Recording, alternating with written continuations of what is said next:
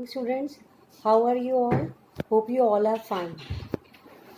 Now in this tutorial we are going to revise square and square root chapter, that is chapter number 6. Now first is square. When you multiply the same number with itself, that will give you x square. It is called square of a number. So square is a number is multiplied by itself. Next is perfect square number. Perfect square number or square number. Perfect square number or square number. Like you are squaring 1, that means 1 into 1 will give you 1. 2 square is 2 into 2, that will give you 4. 3 square is 3 into 3, that will give you 9. 4 square is 16. 5 square is 25, and so on. When you make n square, that will give you answer of the type m, or you can take any of the variable p, q, r. So the answer 1, 4, 9, 16, 25, they are called square numbers. Now let's start with the properties of the square number. Suppose a number is having 2, 3, 7 at its unit place, or 8 at its unit place. Suppose a number is having 2, 3, 7 or 8 at its unit place, then the number will not be a square number, like 162, 143, 2347, 4128. These numbers are not a perfect square number. Means you can't get the number when you multiply the two same number, you will not get 162 as answer. When you multiply two same number, you will not get 143 as the answer. That means the number which are ending with 2, 3, 7 or 8 will not be a perfect square number in any case. Next property is, suppose a number is having odd number of 0, like 1 0 I have written. When you make the square of it, it will give you 100. That means the number which is having odd number of 0 in its end, when you make the square of it, the square number will always have even number of 0. Suppose I am writing 3000. When you make the square of this, because it is having 3 odd number of 0, when you make the square of this will give you 6 zeros. Odd number of zeros were there in the question, but you make the square. In the square you will always have even number of zeros. Third property is, if the number is ending with any of these digits 0, 1, 4, 5, 6 or 9, then the number may be a perfect square number, but it's not necessary. Suppose I am writing one example, 101, but 101 is not a perfect square number. Suppose I am writing 1000, but this is not a perfect square number.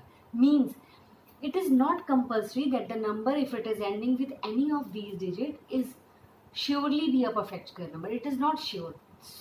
That means if the number is ending with these of the digit, then the answer may or may not be a perfect square number. Next is the fourth property. Suppose the numbers are given to you with the ending digit 0, 1, 9, 2, 8, 3, 7, 4, 6 and 5. Now you have to give the answer that what will be the last digit, means unit digit of the square number. Suppose I am writing 10. The square of 10 will be 100. So its square contain last digit 0. So that means if the number is having 0 at its last place, then its square will always have 0 at its last place. Suppose the number is having 1. 1 means I am giving you example 11. 11 square is 121. This will give you 1 at the last place. Now if I write here 19, then 19 square is 361. Again the last place will be 1. So 2 square is 4. So the last place is 4. 3 square is 9. Last place is 9. 4 last place. Square of 4 will give you 16. So the last place will be 6. Square of 5 is 25. So again the last digit will be 5. So this will help you to give the answer for the 1 mark question. Next is the fifth property. The square of even number is always even and square of odd number is always odd. Suppose example 3 square. 3 is a odd number. The square of it is 9, which is also odd. Suppose I am taking even number 4. Square of this is 16 and 16 is ending with the last digit 6, which is even number. Sixth property is, suppose you want to find the non-square number, square number or natural number between n plus 1 square and n square. Means n and n plus 1 are the two consecutive number, and between their square you want to find that how many numbers are lying between them. Means in total how many numbers are lying between them. Means non-square number means all the number whatever type of they are, or natural number. So the number which lie between them are 2n. So between these, the square of these, there will be always 2n numbers. Example is 19 square and 18 square. This is your n plus 1, this is your n. So your answer is 2n. And the value of like this is your n plus 1 and this is your n. Here n square is 19, n square is n plus 1 square is 19, n square is 18 square. The value of n is 18. Put here 18. So your answer is 36. That means between their square there will be always 36 number lying between them. Next property is, if you make the difference of their square, its answer will be 2n plus 1. You can check this answer. As in the chapter algebraic expression and identities, you have learned one identity, that is a square minus b square. This is your a square, this is your b square. If you want to check, you will surely get this answer. This is a, this is your b. So a plus b, a minus b. When you cancel it out, you will get 1, and with this you will get 2n plus 1. When you multiply them, you will get 2n plus 1 as the answer. That I have already written, that between the difference of their square, the answer will be always 2n plus. Next property is, the product of two consecutive odd or even number is always n square minus 1. These two consecutive numbers I have written, and these are the two examples.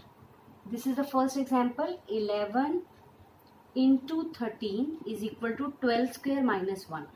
This 11 can be written as 12 minus 1, and this 13 can be written as 12 plus 1. So this is your a minus b, this is your a plus b. So your answer is a square minus b square, which will give you 12 square minus 1 square. That is 12 square minus 1. And in a similar manner, you can write 12 as 13 minus 1 and this 14 as 13 plus 1.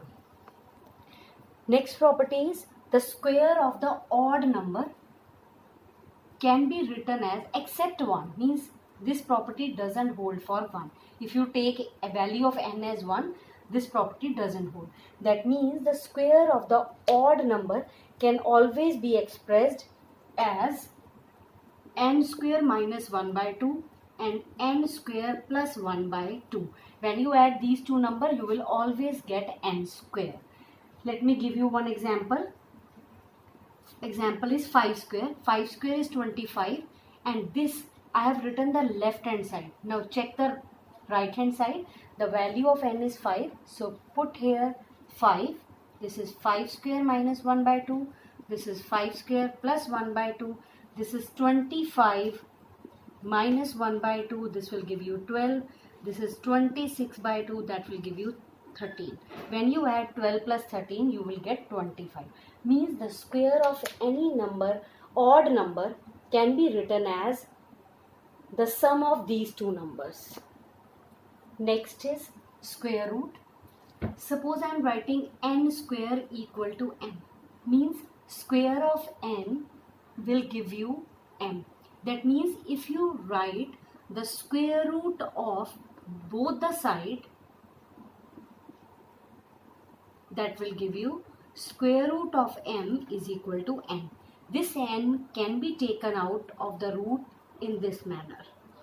Write this as n into n. This will give you, when we have two same number within the square root, then you can take out one of the number out of the square root. That means if n square is equal to m, that means square root of m will give you n. Now look at one example. 3 square is 9. So the square root of 9 is 3. Like 4 square is 16 and the square root of 16 will give you 4. 5 square is 25. When you make the square root of 25, and this 25 can be written as 5 into 5, that will give you answer 5. Next is Pythagorean triplet. Pythagorean triplet is a triplet which satisfies the Pythagoras theorem. Means if three sides are given to you, that means these sides must be are of the right angle triangle. The formula for this is 2m, m square minus 1, m square plus 1. This triplet will give you the sides of the right angle triangle. Now I am discussing one example. Suppose the smallest number of triplet is given as 8.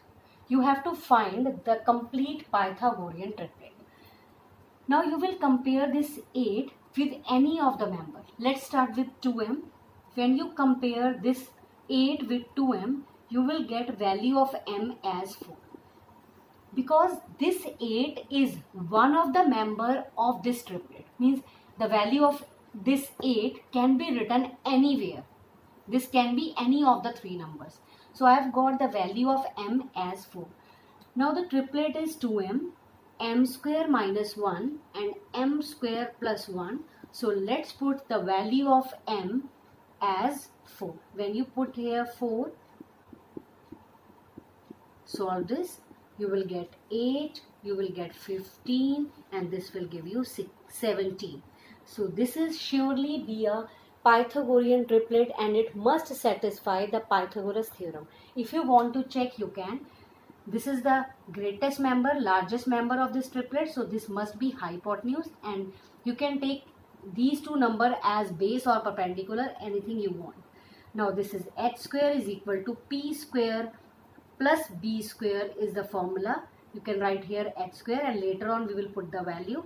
This is your 17 square, this is your 8 and this is your 15. 8 square is 64 and 15 square is 225. This 17 square is 289. When you add them, you will definitely get 289. So as you can see that both the sides are same, left hand side is equal to right hand side. So this satisfies the Pythagoras theorem, and this is the Pythagorean triplet, and this is the largest member which is known as hypotenuse. Okay students, see you in the next video. Have a nice day.